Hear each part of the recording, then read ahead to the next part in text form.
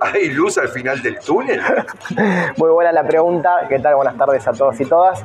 Bueno, en este nuevo informe de coyuntura que nosotros titulamos Un mundo que no acompaña, encuentra al gobierno tratando de restablecer los ingresos por las extorsiones que impuso el FMI, que se traducen en una nueva devaluación. Encontramos a un mundo que en materia de comercio internacional se contrae. En materia de distribución del ingreso vemos a nivel mundial que los trabajadores se apropian de una menor proporción de la riqueza.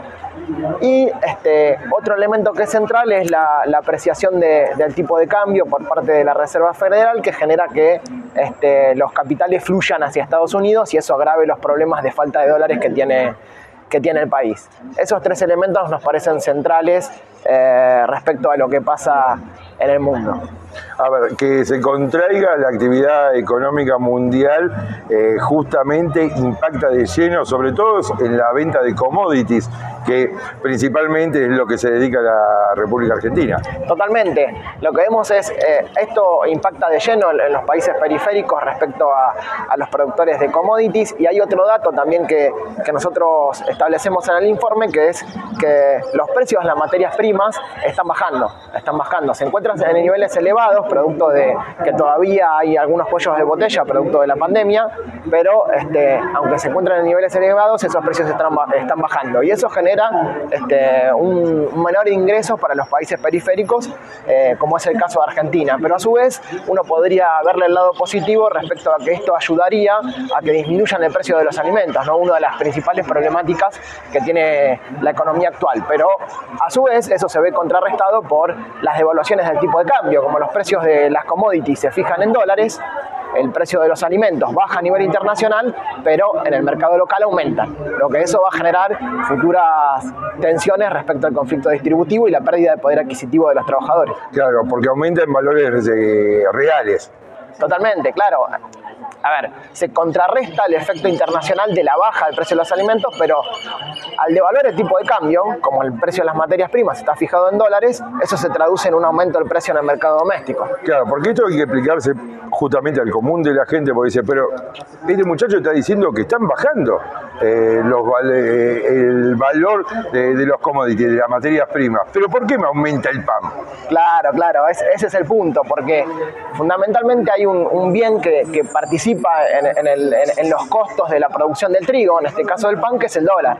Si aumenta el precio del dólar, eso genera aumento de costos en la estructura productiva y por lo tanto se traduce en el precio. Y eso a su vez, el pan es un bien que es un bien que participa o está dentro de la canasta de alimentos de los trabajadores, y los trabajadores la fuerza de trabajo es un bien básico de la economía, participa básicamente en todos los procesos productivos. Por lo tanto, eso va a aumentar o va a generar tensiones a la hora de que los trabajadores salgan a reclamar recomposición de ingresos. A ver, te pregunto esto para bajar al llano algunas cuestiones que son por ahí muy técnicas. Digo, una dolarización de la economía argentina hace que se pierdan herramientas monetarias. Por ejemplo, digamos, aunque no está vinculado directamente, el tema de las retenciones, que tiene incidencia directa en el tema del trigo. ¿Es así? Totalmente. A mí me gusta poner una analogía en este caso para que se entienda, que es que obviamente tenemos un problema con la cuestión del peso. Básicamente ha perdido su característica como reserva de valor, pero la analogía que a mí me gusta utilizar en este momento es como que si a vos te doliera el tobillo y te amputes la pierna, digamos, porque obviamente hay un problema con la moneda, pero eso no significa que vayamos o estemos discutiendo una dolarización. Es algo totalmente descabellado. Son muy pocos los países que tienen dolarización en el mundo, y la cuestión distributiva, la cuestión salarial, la cuestión de mejora en la calidad de vida de los trabajadores no ha mejorado. Y respecto a lo que decías del trigo, obviamente tener peso, entre otras cuestiones, genera que uno pueda desacoplar el precio de los alimentos a nivel internacional en el mercado interno y que sea más barato, y por lo tanto que los trabajadores puedan recomponer su poder adquisitivo, les pueda sobrar un mango para que puedan gastarse el dinero en ocio, en alguna cuestión recreativa, o puedan mejorar su calidad de vida cambiando el auto o lo que sea. Claro, y para eso una de las herramientas es las retenciones. Digo, te planteo esto porque quedó en la memoria colectiva esta cuestión del año 2009, digo, donde muchos sin entender y algunos agrupamientos políticos inexplicablemente se pusieron detrás del tema de las retenciones. Totalmente. A ver, son lo que a mí me gusta siempre decir, que no hay que ideologizar herramientas de política económica. Siempre cuando se hablan de retenciones uno hace referencia a los gobiernos nacionales y populares, y por lo tanto si los gobiernos de derecha usan retenciones son catalogados como populistas o nacionales y populares de manera despectiva. Y hay que tener en cuenta que es una herramienta que sirve dependiendo del contexto. Por ejemplo, Mauricio Macri sacó las retenciones cuando asumió el gobierno y en 2019 las tuvo que volver a poner, porque el problema que tiene Argentina es que los precios de los commodities son alimentos, y esos alimentos se fijan en el mercado internacional. Si vos no tenés alguna herramienta para desacoplarlos, vamos a pagar un churrasco lo mismo que lo pagamos en Estados Unidos, digamos, teniendo la producción de vaca en el mercado nacional. Aparte, si la Reserva Federal aumentó la tasa de interés, digo, si estuviera dolarizada la economía, más difícil sería acceder a un crédito o a una pyme, por ejemplo. Totalmente, porque vos perdés soberanía monetaria. O sea, el dólar funciona como reserva de valor y es algo que vos no podés emitir de alguna manera. Lo que te da la posibilidad de tener tu propia moneda es en contextos adversos, como fue el de la pandemia, que el Banco Central salga, por ejemplo, con emisión monetaria para tratar de resguardar los ingresos de los trabajadores y también de la producción, ¿no? de las pequeñas y medianas empresas. Bueno, eso es una cuestión que digamos, quedaría o se destrozaría, digamos, con una dolarización. ¿El panorama para el 2024?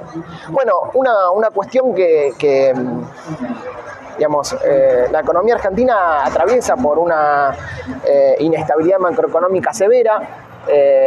Esto producto de la falta de dólares. También ahí el endeudamiento juega un papel fundamental. Recordemos que Argentina se endeudó por más de 100 veces su capacidad de pago. Esto es algo que no es muy sencillo de administrar y genera tensiones, ¿no? El Fondo Monetario Internacional, a través de extorsiones, impuso una devaluación del tipo de cambio que era principalmente del 100% y que el ministro Massa llevó al 22%, y esto impactó en los precios. Y hay un esfuerzo muy grande a través de estas políticas que se lanzaron en este último tiempo de recomponer los ingresos de los trabajadores, porque todos sabemos la relación inversa que existe entre el tipo de cambio y el poder adquisitivo.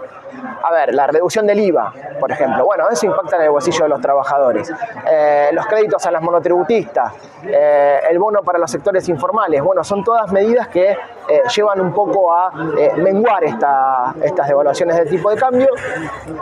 Y pasando para dar un panorama para el año que viene, yo creo que el gobierno que asuma a partir del 10 de diciembre tiene algunas posibilidades que tiene que poder aprovechar, como por ejemplo, Argentina es un productor de recursos naturales que están siendo demandados por el mundo. En el marco de la transición energética y la problemática del cambio climático, la producción de litio y algunos recursos naturales van a jugar un papel fundamental. Ahí la Argentina tiene la posibilidad de hacerse de dólares. El problema de la sequía, que ya se deja de lado, eso implica aproximadamente 20.000 millones de dólares más para las arcas del Banco Central, y tiene la posibilidad obviamente de tener una posición más dura con el Fondo Monetario Internacional respecto a las negociaciones de ese acuerdo, que fue un acuerdo político y que sin duda hay que revisar. Así que yo creo que si Argentina logra acumular reservas, logra generar un pacto social y político respecto a la problemática de la inflación, el próximo gobierno tiene buenas posibilidades de volver a generar un bienestar en la sociedad y en los trabajadores. Por último, Córdoba, hay, por lo menos uno nota un incipiente modelo de, nuevamente agiornado a los tiempos que vivimos, de sustitución de importaciones. Digo, agregarle valor agregado, valga la redundancia, a los productos primarios. Hay que sostenerlo en el tiempo. Digo, porque cuando viene el viento de cola, el Banco Central se llena de dólares, rápidamente se cambia el modelo y aquel industrial o pyme que apostó al país se termina fundiendo. Totalmente. Sí, a ver, acumular reservas es condición necesaria, pero no suficiente. Obviamente necesitamos en este contexto un programa, un proyecto de industrialización por sustitución de importaciones, pero yo creo que